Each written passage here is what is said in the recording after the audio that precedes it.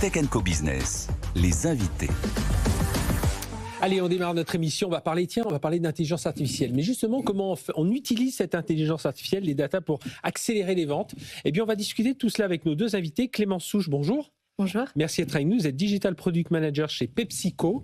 Alors PepsiCo, voilà, c'est une dizaine de marques aujourd'hui. Alors Pepsi évidemment, mais Doritos, les chips Lay's, Lipton, Quaker. Enfin voilà, il y a toute cette dizaine de marques. Et on accueille aussi Pascal Laïc. Bonjour Pascal. Bonjour. Merci d'être avec nous. Vous êtes PDG de Equadis, qui est un expert dans la gestion et l'analyse de la data produit. On va reparler de tout cela dans un instant. Si on vous reçoit, c'est parce qu'il y avait le salon Tech for Retail récemment et vous avez partagé un cas concret sur justement l'utilisation de cette data pour mieux vendre, mieux connaître son marché. Et on sait qu'aujourd'hui, l'IA redéfinit quand même beaucoup le retail. C'est plus rapide, plus personnalisé, plus cohérent. C'est ce dont on parle ici chaque semaine. Et vous visez beaucoup plus d'automatisation. On va en parler ensemble. Pascal, ma première question, on parle beaucoup d'IA dans le retail aujourd'hui. Alors, souvent, c'est très théorique. Il y a beaucoup de data, le catalogue, l'expérience client. Concrètement, qu'est-ce que l'IA change aujourd'hui? Alors peut-être avant de parler de l'IA, je vais peut-être vous dire ce qu'on fait. Et puis après, on verra comment l'IA va nous aider à aider nos clients. Donc on est un éditeur, nous, de logiciels qui est basé en Suisse. Et on est spécialisé dans, comme vous l'avez dit, dans la gestion des données produits. Et en particulier, les échanges de données entre les marques et les distributeurs. D'accord. Donc le problème qu'on essaie de résoudre, c'est un problème qui est vraiment très dur pour les marques et pour les distributeurs. C'est la multiplication, la croissance exponentielle des données produits qu'on doit gérer. Donc d'une part, c'est les consommateurs qui veulent plus de traçabilité, plus de transparence. C'est les réglementations qui demandent plus de données. D'accord ? Et c'est la multiplication aussi des canaux de distribution. Vous avez les sites e-commerce, les applications mobiles, les marketplaces.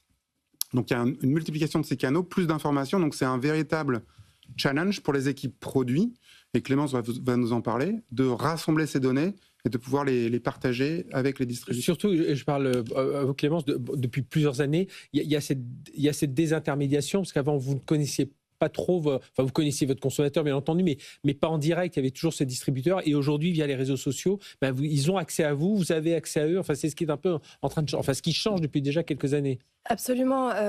En fait, avant, on se parlait via fiche Excel directement aux distributeurs. Aujourd'hui, on a d'autant plus un œil vers le consommateur, notamment pour les sites de e-commerce.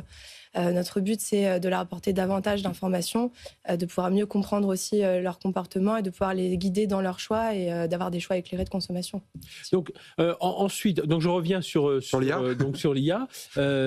Alors évidemment, on peut aller chercher de façon plus facile l'information, il y a une meilleure analyse des données, mais voilà, qu'est-ce qu'il y a en plus aujourd'hui ? Voilà, donc on connaît ces technologies, on les utilise avec ChatGPT tous les jours. Le problème qu'on a, c'est comment on rend ces technologies, on les met en production en fait. Et nous, notre problème, c'est vraiment rassembler ces données produits, les rendre fiables et les échanger avec les distributeurs.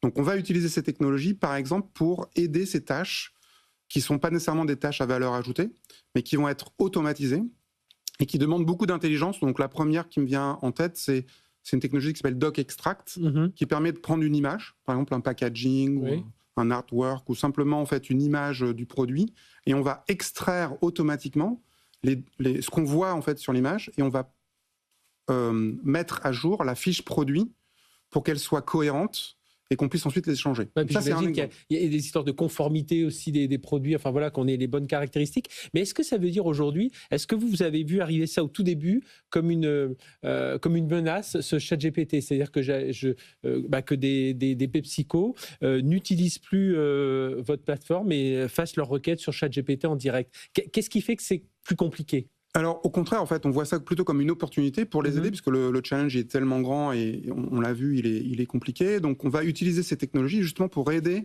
à ces solutions-là.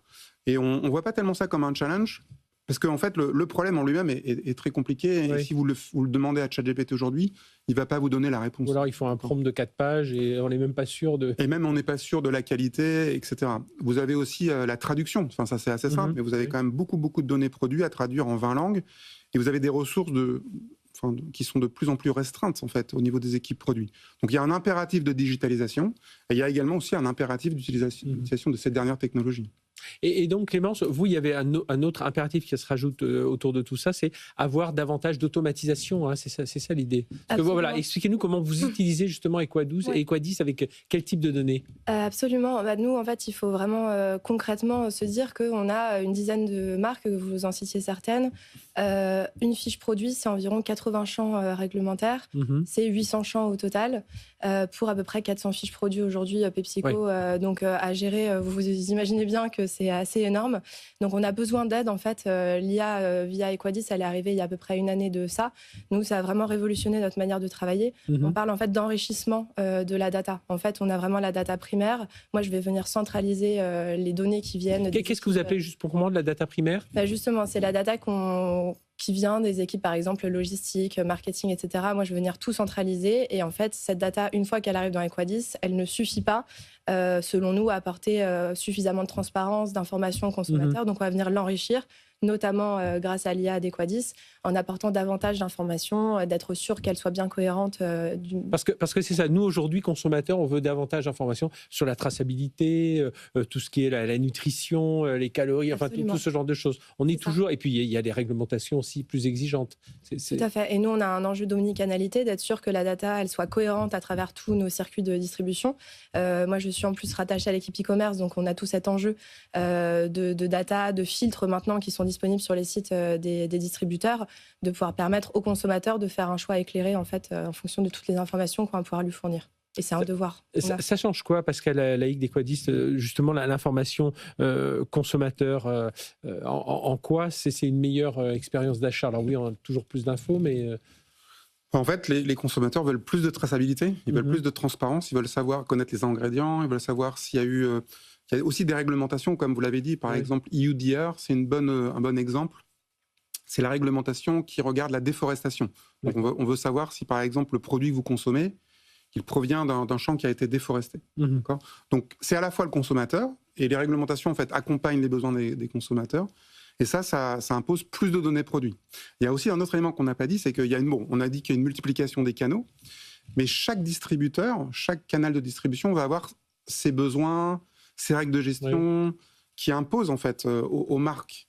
Et en fait, quand on a une marque, on a 800 champs produits, mais on a des dizaines de canaux. Et avec chacun a ses règles de gestion, ses contrôles, etc. Donc, on a une somme de travail gigantesque pour répondre à ce besoin. Et comment on peut transformer ça derrière en une performance commerciale? Alors, parce que le but, c'est ça aussi, c'est mieux informer, mais le but du jeu, c'est de mieux vendre aussi. C'est exactement ça. L'hypothèse fondamentale, c'est qu'avec une information produit de qualité, c'est pas uniquement les descriptions, ça va être les photos, les vidéos, etc. Le choix du consommateur va être plus informé et du coup, on a des taux de transformation qui vont être supérieurs. Donc ça, c'est le premier élément. Le deuxième élément, c'est qu'avec ces technologies qui vont enlever toutes les charges humaines à non-valeur ajoutée, vous allez pouvoir mettre sur le marché vos produits plus rapidement. D'accord ? Et ça se traduit par une meilleure performance commerciale, puisque tous les nouveaux produits, si vous les mettez à disposition, on va dire 1 mois plus tôt, c'est 1/12e, puisque c'est... Voilà, du chiffre d'affaires qui va être disponible un mois plus tôt. Surtout que j'imagine, j'ai cité toutes les marques, ça va des chips, du thé, du soda. Selon les pays, il n'y a pas forcément les mêmes directives. Alors vous appliquez pour tous les pays, mais parfois certains sont plus contraints que d'autres. Absolument, il y a une réglementation internationale qui est pilotée par GS1. Donc il y a un GS1 international, un GS1 Europe et un GS1 France. Et moi, du coup, mon rôle, c'est de me rendre dans ces instances. Donc pas seulement celle-ci, je me rends aussi par exemple à l'Institut du commerce, etc., pour suivre cette réglementation. Et donc ça peut varier en fonction des pays. Alors nous, on n'agit que sur PepsiCo France, mais on peut imaginer pour d'autres marques.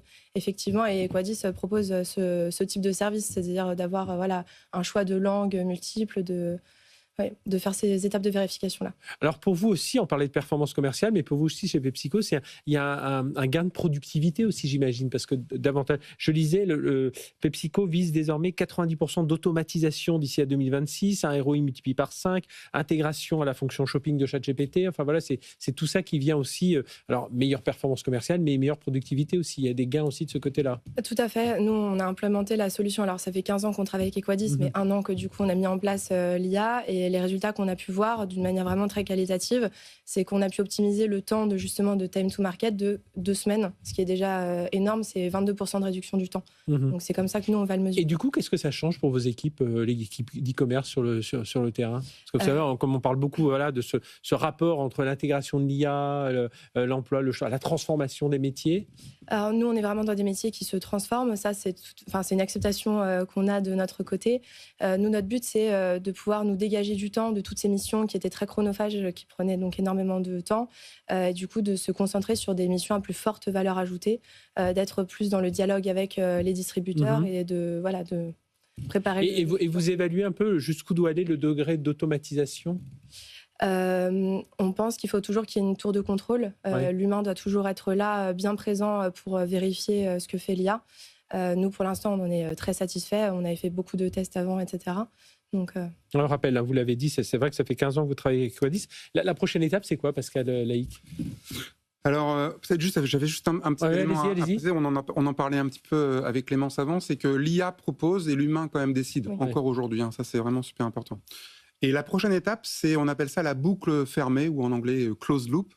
C'est d'avoir en fait un retour de ces distributeurs, de pouvoir regarder ce qui se passe sur les sites, etc., pour voir la performance en fait de l'information produit et de son impact sur la partie commerce, et d'alimenter les systèmes de produits des marques. D'accord ? Donc il y a un produit qui s'appelle le Digital Shelf Analytics qui fait ça d'un point de vue digital. Il y a aussi d'autres idées, d'autres projets qu'on fait avec des grandes marques et des grands distributeurs, pour effectivement que ce soit non pas une donnée qui va d'un point A à un point B, mais qui a un retour d'information. D'accord. Et on est convaincu que la valeur qui va être issue de cet échange de données est absolument gigantesque. En fait, l'IA est en train de transformer, enfin évidemment, transformer, oui, c'est un peu évident ce que je dis, mais c'est même une façon différente de mettre en place des process. Il y a vraiment tout ça qui est en train de... C'est pas juste de l'accélération, de l'automatisation. Vous êtes en train de réfléchir un peu... La première étape, vous l'avez dit, c'est l'automatisation de ce qu'on fait aujourd'hui. Et la deuxième, ça va être la suggestion. Ça va être où est-ce qu'est le meilleur chemin, comment est-ce qu'on peut optimiser en fait les choix qu'on va avoir. Ouais. Et donc tout ça, transformer cette donnée, ça devient un levier de croissance pour PepsiCo France en l'occurrence, parce que c'est ce qui nous intéresse aujourd'hui. Absolument. Oui. Et nous, on essaie vraiment d'être justement dans le contrôle, d'être sur une vision 360 en fait de cette data produit, puisqu'une fois qu'on l'envoie au distributeur, il faut que nous on s'assure qu'elle soit bien délivrée au consommateur. Donc on a de multiples outils pour s'en assurer.